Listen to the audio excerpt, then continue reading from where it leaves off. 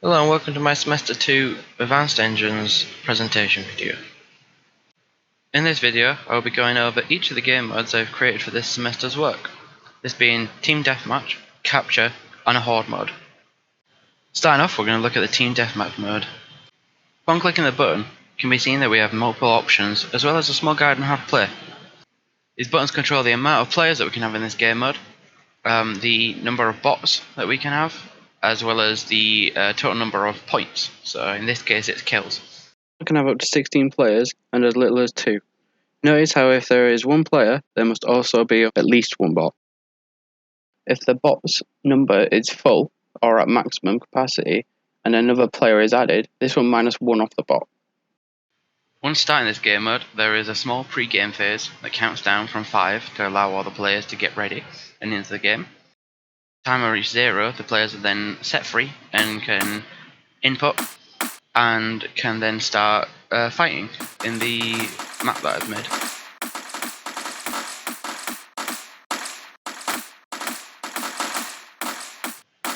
Once a player earns a kill, they will add towards their total team score. When the player dies, they will respawn at a random team spawn. My AI, I worked a lot of time on, and as you can see, they will find the nearest enemy that is low on health, and then proceed to follow and shoot them. They will also search for a better weapon and ammunition when they are out of ammo, and will always try to switch to the better weapon rather than the pistol. They will never stay on the base pistol. If the AI's health gets low, specifically below a third of their health, then they will search out a health pack, the nearest health pack towards them, to be able to get back in the fight. And this actually makes for very difficult opponents to fight against. Once the team score reaches maximum, then it will move on to the next round. Teams need 2 rounds to be able to win the game mode. You'll notice the timer at the top of the screen. If the timer is to run out, it will end the round and give that point to the team with the most kills. Whoever is the last team standing then wins.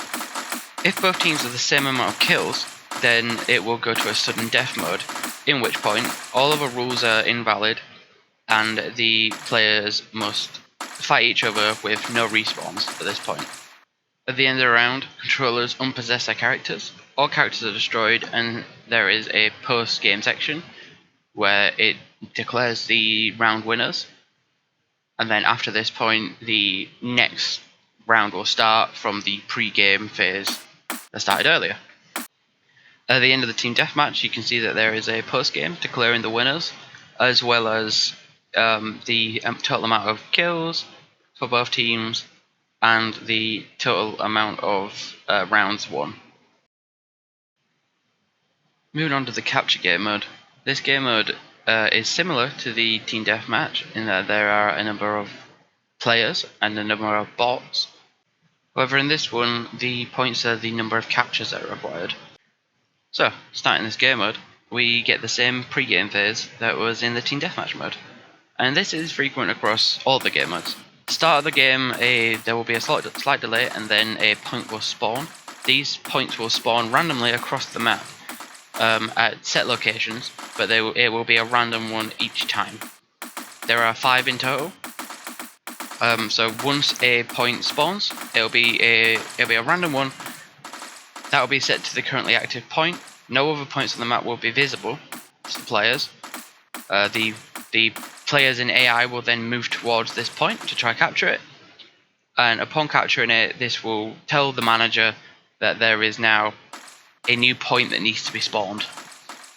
So the capture point themselves have a few rules to them. They will start increasing in percentage if a player or AI are stood on them. If a player and AI of 2 different teams are stood on them, they will completely stop progress, no matter whose side they're on. If the original team 1 had slightly captured the point and nobody was on the point, then the point would not reset yet. It would slowly tick down till it reached 0%.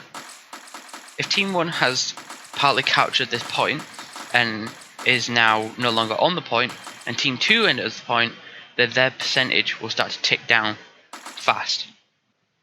Upon a full 100%, the point is captured, and this will then render the point invisible to the players, and a new point will spawn.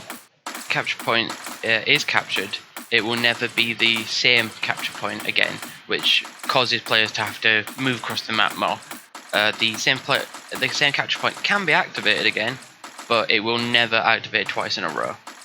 This game mode works similarly to the Team Deathmatch in the sense that once there is the total number of captures taken, which can be seen at the top of the screen, once that goal is reached, then the round will end, the winning team will take the point, and the same in a round logic will flow as in Team Deathmatch, resetting the players, resetting the AI, and starting a new round on the same map. In this catch game mode, you can see there's the same timer that has the same rules and the same sudden death mode applied to it. So this works with the same last man standing kind of rule set that the Team Deathmatch has. I wanted to try and implement a last capture mode, but I simply just ran out of time, and that would be my contingency plan for this project if I was to continue with it. The AI in this game mode are very similar to that of the Team Deathmatch, but with a bit further logic on top of them, with the option of them now prioritizing finding a capture point rather than killing players, as that is the main goal of the objective, and they will try to defend that capture point once they have found it. And it's a best of 3 in terms of rounds. If one team gets the 2 rounds, then they will win, and the game mode will move into post game, will show the total number of captures as well as the total number of rounds won by each team. This moves us into finally the Horde game mode. This game mode is a little bit different in the fact that it is not player versus player. There's only the red team. So it's a 4-player, up to 4-player co-op mode. And the amount of bots that can be spawned will require more enemies to have a functioning horde mode.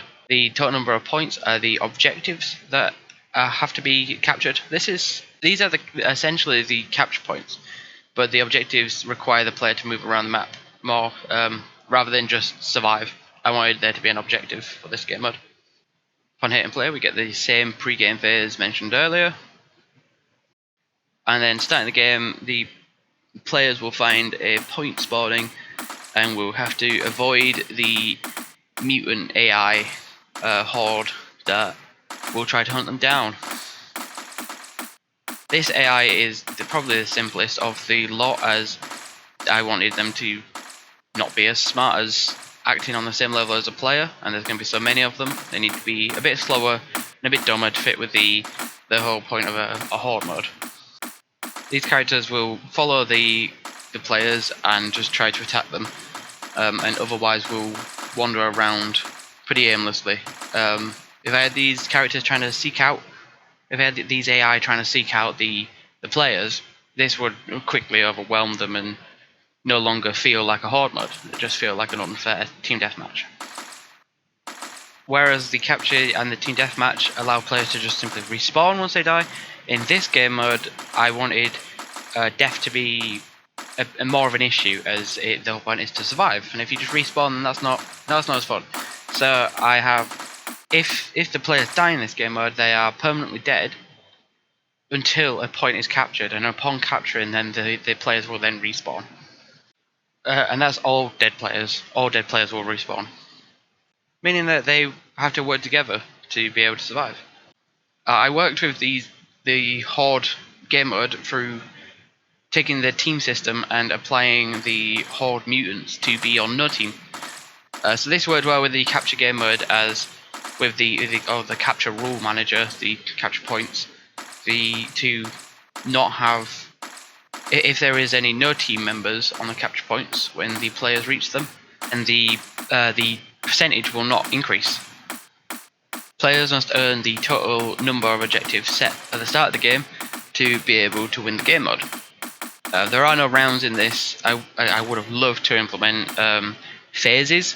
Again, if that was just a matter of run out of time, and that's a contingency plan. If I want to continue with this project, I would be using the round system implemented in the previous game modes to have phases where more AI spawn and different complex elements happen in this game mode to dynamically spawn in more AI. If all players die, then the game mode will end and the players will lose. If all objectives are taken, then the players will win, the survivors will win, and both these conditions will move into post game. There's also the timer in this mode as well, as once the timer runs out, the players will lose as they didn't get to the objectives in time. Post game screen will show the total number of mutants killed, player deaths, the amount of time that the players had remaining, as well as the total points of objectives. So that's the end of my semester 2 presentation video for advanced engines and scripting. Thank you very much for watching. I hope you enjoyed it.